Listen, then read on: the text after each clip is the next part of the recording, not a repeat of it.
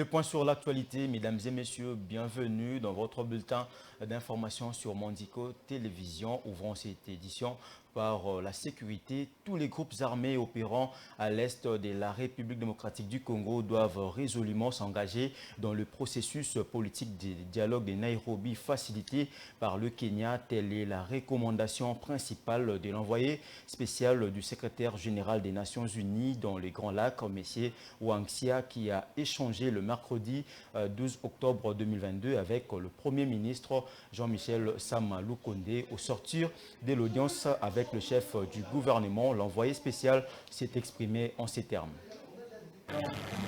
Un nouveau Premier ministre au visage bien connu.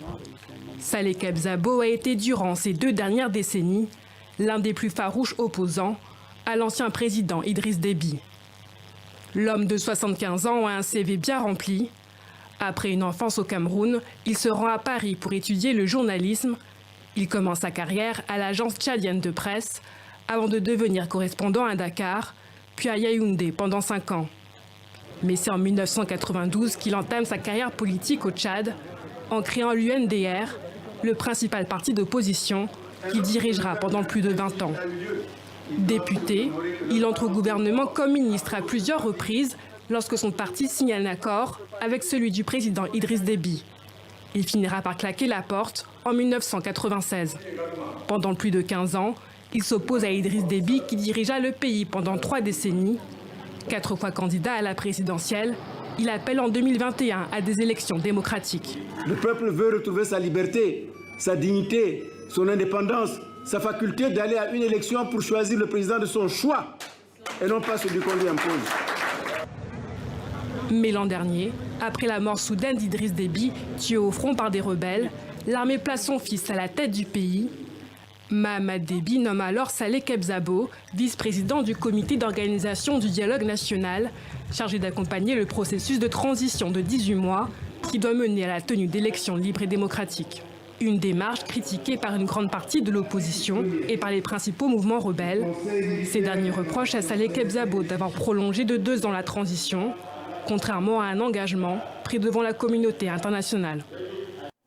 Comprenez que nous sommes allés vite en besogne, c'était plutôt l'actualité africaine au Tchad. Alors, le président du Tchadien de la transition, Mahamat Déby Itno, qui avait nommé une figure emblématique de l'opposition, Saleh Kebzabo, 75 ans, comme Premier ministre pour les 2 ans de la transition.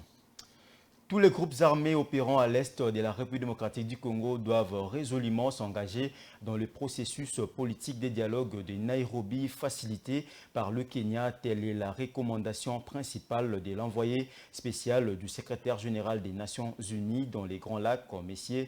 Wang Xia, qui a échangé le mercredi 12 octobre 2022 avec le Premier ministre Jean-Michel Sama Lukonde. Au sortir de l'audience avec le chef du gouvernement, l'envoyé spécial s'est exprimé en ces termes. Vif remerciement au Premier ministre qui a bien voulu partager avec nous sa lecture sur la situation politique et sécuritaire dans la région, ses observations sur les grands dossiers de la région des Grands Lacs. Cela nous aide fortement pour notre travail, surtout à préparer ma communication au Conseil de sécurité. Et donc nous avons une vision plus claire sur les choses, sur les défis, sur les difficultés. Et nous sommes aussi encouragés par cette analyse encourageante du Premier ministre pour voir comment mieux gérer tous ces dossiers de paix et de sécurité.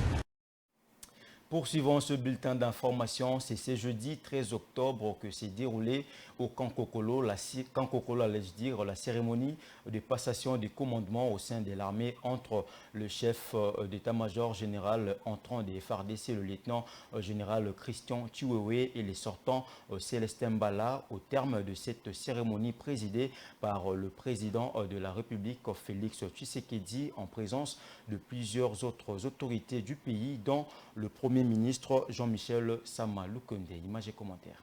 Devant le chef de l'État, commandant suprême des forces armées de la République démocratique du Congo, Félix Tshisekedi, et un parterre des officiers, Cette passation de commandement avait sa raison d'être car elle se révèle comme les moments où tout commence et tout se termine. Investi depuis au poste de chef d'état-major des FARDC, le lieutenant-général Célestin Mbala Moussensé passe le bâton de commandement au nouvel homme fort de l'armée congolaise, le lieutenant-général Christian Chiwewe Songeja.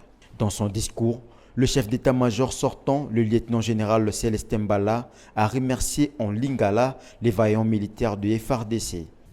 Mampinga ya forces armées de la République démocratique du Congo, bipai nyonso bozwami, naye kolakisa bino mokonzi ya sika ya mampinga ya biso nyonso. Kobanda lelo, mokonzi ya bino oyo akomboli ngai lelo ezali lieutenant général Chiwewe Songeja Christian. Bokotosa ye na maso oyo akoloba pe akosenga bino engebene na mibeko ya mboka pe na règlement militaire. Après les discours, la cérémonie se poursuit par la prestation de serment. Christian Chiwewe Songeja, je vous donne cet étendard, symbole de votre commandement, que je vous demande de défendre jusqu'au sacrifice suprême. À vos excellences. Mes très sincères félicitations. Merci.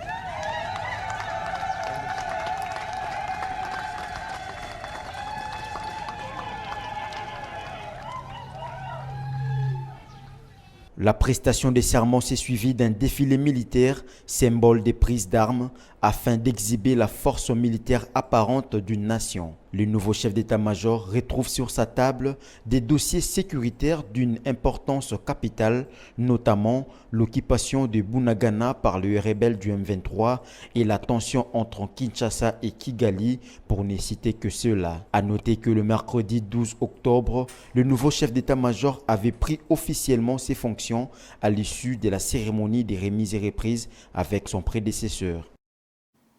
Rendons-nous à la chambre basse du Parlement où une question orale avec débat est adressée au vice-premier ministre, au ministre des Affaires étrangères au sujet de nos relations diplomatiques avec la République populaire de Chine. La question orale avec débat a été déposée au bureau de l'Assemblée nationale par les députés nationaux Eliezer Ntambwe. Suivez-les au micro de Martin Kaembe. C'est pour se conformer à l'article 84 de la Constitution qu'une délégation de la Cour des comptes a déposé au bureau de l'Assemblée nationale les observations faites dans l'exécution de la loi de finances exercice 2021. C'est le deuxième vice-président de la Chambre basse du Parlement qui a réceptionné ces rapports. Le chef de la délégation de la Cour des comptes, M. Guy Chipata, a expliqué la tâche que joue sa structure dans l'accompagnement du Parlement dans son rôle de l'autorité budgétaire. La Cour soumet à l'Assemblée nationale les rapports contenant les observations de la loi des finances de l'exercice clos. Nous nous sommes livrés à cet exercice durant cette année. Nous avons examiné la loi portant reddition des comptes.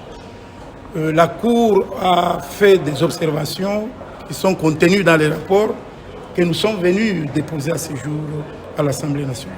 Je crois que le rapport sera mis à la disposition du public. C'est là où vous allez comprendre que la Cour fait son travail sans aucune interférence. C'est un document officiel, il sera mis sur la place publique. Vous allez juger vous-même si la Cour fait le travail avec complaisance ou en toute indépendance. Vous le verrez. Et ici, de relever ici que la Cour joue un rôle important dans ces pays. La session de septembre, c'est une session essentiellement budgétaire. Sans le rapport de la Cour des comptes, la machine sera bloquée. Il faut noter que le travail de la Cour des comptes permettra à l'Assemblée nationale d'examiner le projet de loi de finances exercice 2023. Poursuivons ce bulletin d'information avec une brève. C'est à la suite du rapport réservé au chef de l'État par le Premier ministre au sujet de l'avenir de l'État des sièges dans les provinces du Nord Kivu et des Lituri qu'il a été décidé qu'une table ronde concernant la poursuite ou la levée de cette mesure se tiendra en novembre. Y participeront la société civile et autres concernés. Par ailleurs, le président de la République, Félix Antoine Tshisekedi Tshilombo, a réuni à cette fait pendant 3 heures les élus des Lituri et du Nord Kivu pour faire aussi les points de la situation sur terrain. Page noire pour boucler complètement ce bulletin d'information. L'artiste musicien Verkis Kiamwangana Mateta ne plus, le célèbre saxophoniste qui a fait ses preuves en qualité de compositeur, chef d'orchestre, producteur des disques et chef d'entreprise, a rendu l'âme ce jeudi. Je propose de suivre un extrait de ces derniers enregistrements.